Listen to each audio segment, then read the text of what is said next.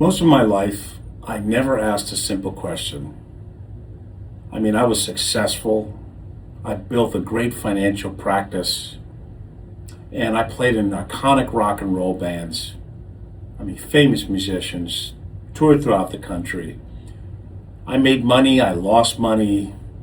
In fact, I won in life and I lost in life.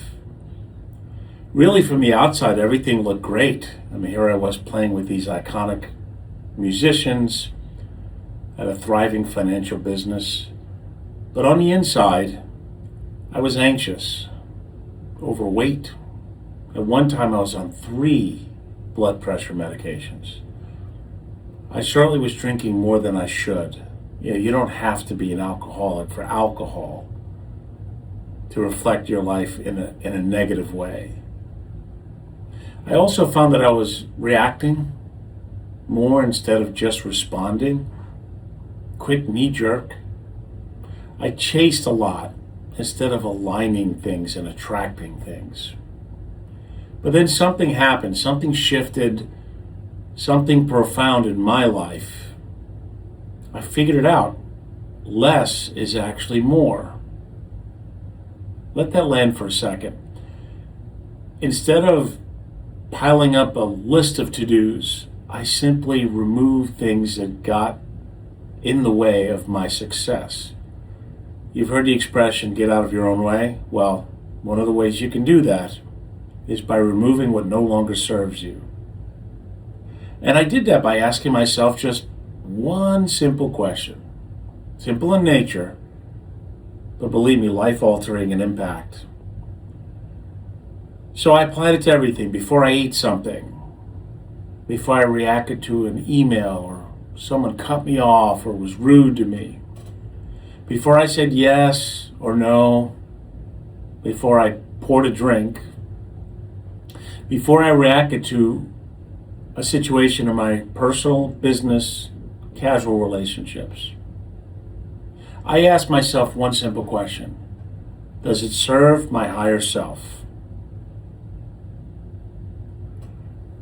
It's nothing glamorous or complicated, but believe me when I tell you, it was a great filter. And the shocking thing about it is, in the decades that I had been successful, at least on paper, my daily choices did not include this filter. The drink I wanted, the one that was going to keep me from going to the gym, or keep me from losing the weight that I've been carrying around for years. Did it serve my higher self? Simple question. The reactive texts, someone being rude to me, cutting me off, me wanting to respond. Did it serve my higher self? Chasing business, clients, results that just weren't aligned with who I was trying to become. Did it serve my higher self? And here's the big thing, eating in a way that numbs stress. It's so funny because a lot of food that we see on commercials, it's equated to pleasure, reward. Hey, I had a rough day. Of course, I should eat that 3,000 calorie, 200 gram fat, 2,000 sodium, blah, blah, blah, blah. As a reward, right? Did it really serve my higher self? No, I don't think so. So, less is more. Instead of adding all the things I had to do, I just simply removed what no longer served me. So no more tactics, no more productivity hacks. Hey, you've got to do this. Chant, I will be, I will be, I will be. No. I simply removed what no longer belonged. Let that land for a second. Oh, so if I do less, I'll actually do more and I'll achieve more. I don't have to pile up a bunch of things that I've got to do. I just have to remove what's in the way of where I want to be. You don't need to add anything new. Here's the thing. None of us are broken. We're just misaligned. So get out of your own way. Remove what doesn't serve you anymore. Eat better. Think better. Decide whether or not you need to even respond to whatever the heck's going on in your life. We can only control 3 things. They are our breath, our thoughts, and whether or not we decide we're going to respond to something. And if we do, how we're going to respond. That's it. Everything else we cannot control. Can we change it? Can we make it better, worse? Do we need to be right? Probably not. Now, a lot of friends know me. When I do anything, I don't just stick my toe in the water. I jump head first before I know how deep the water is.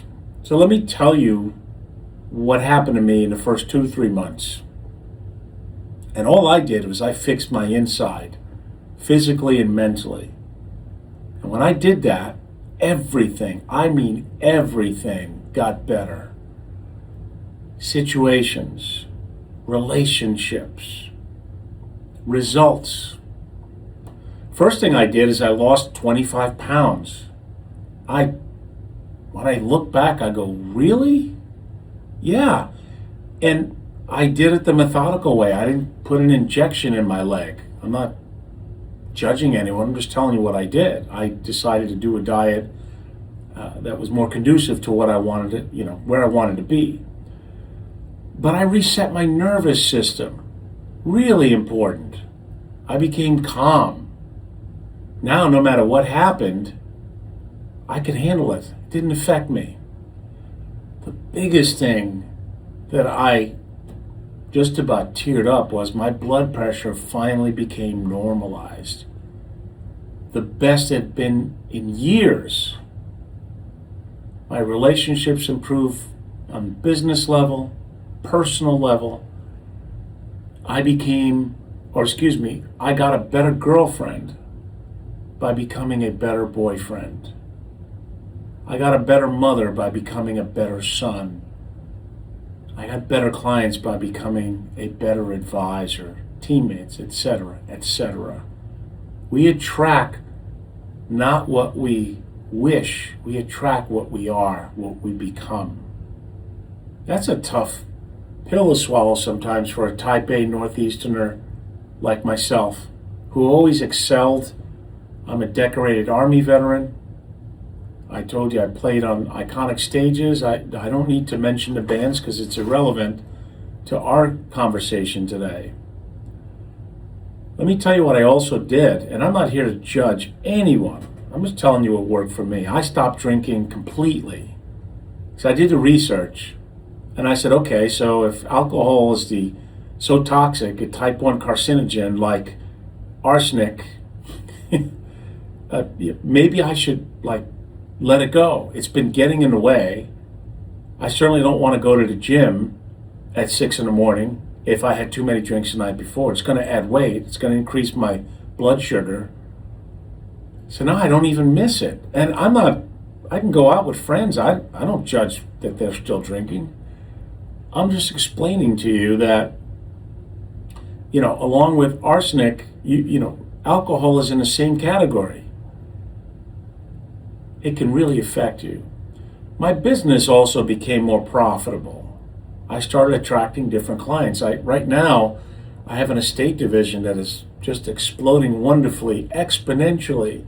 I thought it went hand in hand. I have my own attorney, trust company, onboarding staff.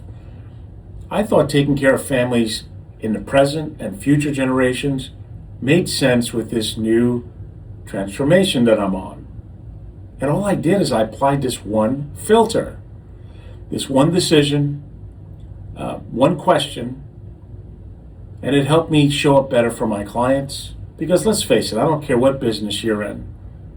Clients don't want a frantic business owner or advisor. They want someone who's calm. They want someone who's disciplined, someone they can trust, and they can sense that the way you are and the way we are. In this transformation, I put together 3 books, and really it was one big book, but I decided to separate it. So the first one, which is this topic, Does It Serve Your Higher Self?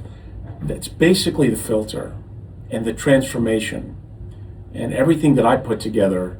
I'm not going to go into every detail, but I'm going to break it down to 4 pillars for this discussion. So does it serve your higher self is the filter, the question I asked. And then I thought it made sense to have another book called The Power of Calm, because calming and resetting the nervous system is the key to everything. You'll be able to function better, sleep better, decide better, perform better. Then the third book, How to Be Happy, is essentially the outcome.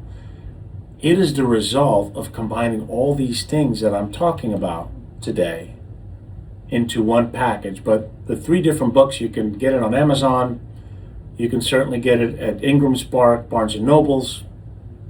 And by the way, along with estate planning, I'm lecturing with these topics. Please call the office line, 561-537-5897. I'd be happy to talk to a circle of friends, associates, or business people, anyone looking to improve their life, their business, and their demeanor in general. So the 4 pillars, the first one is alignment. That's the filter. You know, that question, align yourself. We have to decide what it is that we truly want, and we have to go after it. So when we decide and we go after it and take action, we have to align ourselves with some truths, and the truths are basic and fundamental. If you're not eating well, you're not exercising and controlling your thoughts and letting your mind go wild, your business and life will reflect it. And that's not being aligned. It will catch up with you. It may feel exciting in a temporary sense, but for longevity, you have to be aligned. I mentioned, remove what no longer serves you. Very important. That includes what you read, what you eat, kind of conversations you have. You know, it takes 2 people to have an argument, right? Limit social media, news shows. Focus on yourself. You cannot be aligned if you're chasing the herd and doing all these crazy things that the majority do, or what's advertised on television to be fun, enjoyable, and needed. Some of the things is you can't have fun unless you're drinking. You can't have fun unless you're eating that 3,000 calorie, 200 gram fat, and 2,000 milligram sodium dish that is on sale this week. Make your choices, okay? We have to live intentionally, and we have to take ownership. Don't blame anyone or the situation. We decide, garbage in, garbage out. Good in, good out. I'll tell you another thing in the life of alignment. We no longer need to win. We don't have to correct people. We certainly don't have to defend ourselves, over-explain ourselves. We don't have to judge others. And we certainly don't have to react, right? That's a choice. Whatever's going on, we can just observe. We don't even have to give it a meaning. Some of it is laughable when you approach it that way, right? Because remember, what can we really control in our life? Here's something I want to state, because as I speak to you, I will be 63 this year. Don't get caught in my old trap. It's too late. I can never change. Life has gone by. Well, the best I feel is yet to come for me. I don't regret or resent my past. I've learned from it. I now have empathy when I used to be really hard on myself. It's never too late. Your body doesn't care that you've been eating poorly or not exercising. It cares what you're doing now. You can reverse what's going on. The other thing is, setbacks often in life are really just redirections if we're open to other possibilities. Because more than likely, pretty much most everything in life doesn't go the way we planned it. So if we know that reality, that change is constant, we have to embrace it and not fear it. So you see, alignment simplifies life where misalignment complicates everything. So the second pillar I want to speak about is calm. In my opinion, you have to calm your nervous system. That is the key. We don't have to react to everything. And if you don't calm your body, you have virtually no chance of being happy and successful. You'll be battling things over and over again. One of the best ways I did this is I learned this excellent technique of pausing before I reacted to anything. I slowed everything down. Remember, type A personality from the Northeast, decorated Army veteran, winner of sales contest, running teams. I had 300 employees under me at one time, etc., etc., etc. When we pause, we give our brain a chance to think about it, and then we get a chance to decide whether we want to respond, not react. That's how we control our emotions, which ultimately will give us better outcomes. So who would you like to be in a room? The frantic, tweaked out person or the calm, reserved type that people are attracted to? But this is not about outside validation. It's about inner peace.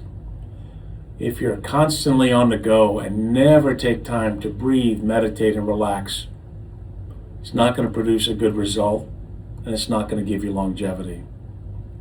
We have to realize, as I stated earlier, that we have to observe what truly is in our control and what is not in our control.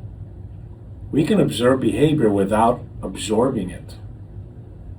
The great Buddha said once that if someone gives us a gift of hostility and we do not accept it, whose gift is it now? You're going to find that rooms change because we changed. The rooms are still the same, but because we changed ourselves, rooms and situations and people change for the better. Just because we started vibrating from a calmer frequency, a refined frequency, a confident, non-threatening frequency. We have to always remember that no matter what in life, we're going to be okay. I admire a lot of friends that have lost to cancer. Some are still battling cancer. And they decide to have this vibration of positivity and going forward no matter what. It keeps them going. And having faith that everything's going to be okay is a lot more natural when we're aligned by eating well, exercising, removing toxins, pausing, and controlling our thoughts. Calm is the new superpower. Calm is power when reactivity is weakness disguised as power or strength. And guess what? You'll lower your blood pressure. You'll sleep better. Isn't that what you want? I think so. The third pillar I want to discuss is discipline. We have to have discipline for our bodies and our minds. If we don't care for the body, it's really hard to be happy. It's really hard to be positive. It's really hard to excel and to succeed and do all the things that is needed in business and in life. We have to clean up our nutrition. I basically changed it all and focus on a diet, and I'm not on a diet. It's a lifestyle of eating good proteins and vegetables. That's it. Nothing complicated. I have a joke with friends. If it has more than 4 ingredients in it, I probably don't want to eat it. There's been a lot of misinformation. There are some diets that say don't eat any carbs. It's okay to just eat bacon and red meat and butter and you'll be good. Well, I'm not that extreme. I pick and choose my proteins, and I eat as many vegetables as I wish. But what did I cut out? And I have some cheat days, but they're minimal in nature because I always ask, hey, does this serve my higher self? Love chocolate, but I've limited. So what did I cut out? Bread, rice, pasta. Many grains, they had the food pyramid backwards or upside down. They said to cut out fats and load up on grains. We really don't need grains if we're eating vegetables and certain fruits. Yes, Keeping our insulin level low is the key to cutting fat. And that's the key that we all want. We want to be leaner, healthier.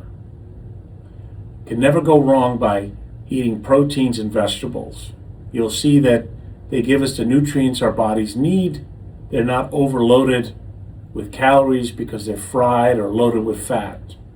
The other thing is we have to exercise. We have to move our bodies. Most people who die in retirement prematurely, it's because they sat on a couch and didn't move their body. You know, you can either pay for it now in discipline or pay for it later by your health changing. You'll feel better by systematically exercising. I don't care if it's just getting up and walking for 20 minutes. We have to exercise. Eat well, move the body. There's been a lot of research that sitting down for many hours is the new smoking. And all it is you have to be active and move your body, because if you don't, negative things will happen. That's it. Also remember that stop self-medicating.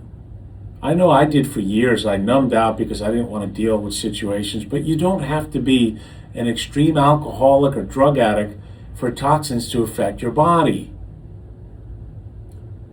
When we drink, your body has to burn the alcohol so it stores your food as fat. I was reading this. I didn't stop drinking because I was afraid of being an alcoholic, even though I've played one in life many times by drinking too much at parties.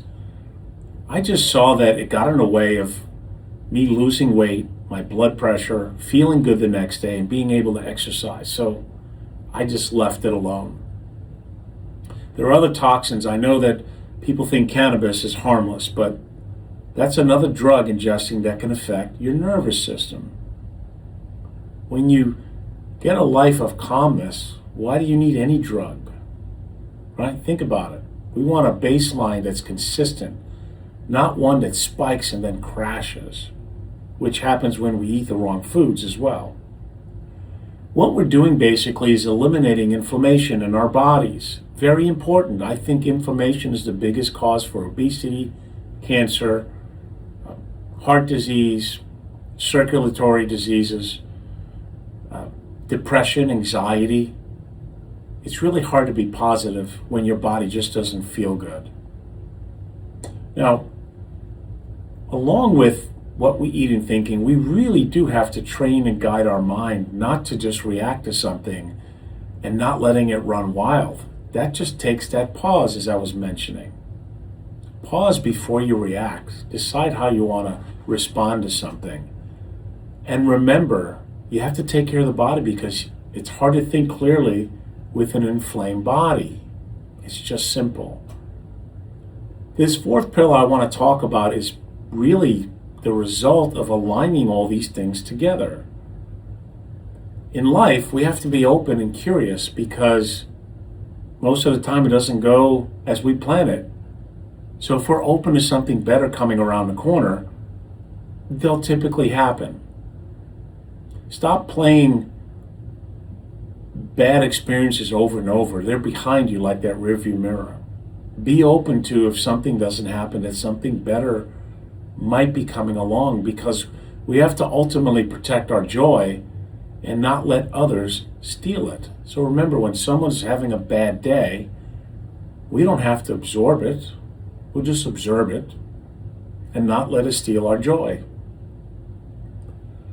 Everything I'm talking about is a basic premise of loving ourselves enough to have discipline. Discipline is the greatest form of love. There are many athletes, successful business people, that they love themselves enough to have the discipline to do the right things, do things that most people are unwilling to do because they're following the herd for the temporary pleasures or the commercials that they see. Stop watching the news so much and social media unless it's positive and uplifting. Misery loves company. Well, you don't have to be part of that company, do you? You don't have to absorb it. You can just observe it and be the calm presence in the room. I know, when we have a path of enlightenment, we have more empathy. We listen more towards others. We speak less. And when we do speak, there are more intentional words behind it, not reactionary words. The other thing that we forget, and I had forgotten so much, was having gratitude. If you're able to wake up today free from disease, chronic pain, and other illnesses, you should really, really be grateful to that. There's no price tag. This will help you understand everything in life and other behaviors. We won't personalize it. Remember, no one more successful and happier than you will take the time to bash, gaslight, criticize, or make your life miserable. They just don't have any time in their wheelhouse for that. You can join that team. Have gratitude. Be grateful. Start writing down everything that you have in your life, not what you don't have. And if there is something that you want, put a plan together. Take action. Remember that so much in the world and so many reactions that other people have nothing to do with us. Happiness is a byproduct of alignment and being calm. Does it serve your higher self? So the 4 pillars, and again, I recommend you take your choice of all 3 books. I go into much more detail. This is just a broad summation of what I uncovered and I'm living through. I'm the happiest and calmest I've ever been in my life. My blood pressure is the best. I'm lighter. Things are looking well. But it wasn't external circumstances. I changed. Therefore, everything else changed. So, all that I learned, I put together in 4 basic principles of alignment: being calm, having the discipline, and having the joy and gratitude. Remember, if you're a business owner, clients don't want your knowledge alone. They want to feel your nervous system, that you care, that you're calm, that you're reassuring, that you're someone that they can trust. It's not about the products. So many get lost in products. It's still the trust factor. That's what matters.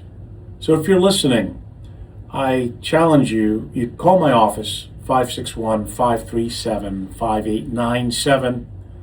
I'd love to speak with you about my books, about estate planning, because I have a great team to help clients and families with that. Very important. We're going to have the greatest transference of wealth the next 10 to 20 years, the likes of which our forefathers could not believe or imagine was possible. There are a lot of things that have to go into that place. Protecting people while they're alive, financially, medically, etc. So as you're listening, no matter what business you are, where you are in your life, I hope that you can get inspiration to want to change, because it starts with that first. And then you have to decide that you're going to take a different path. And more importantly, you're going to take action. Ask yourself what you're doing. Does this serve your higher self? Is it getting you closer to where you want to be?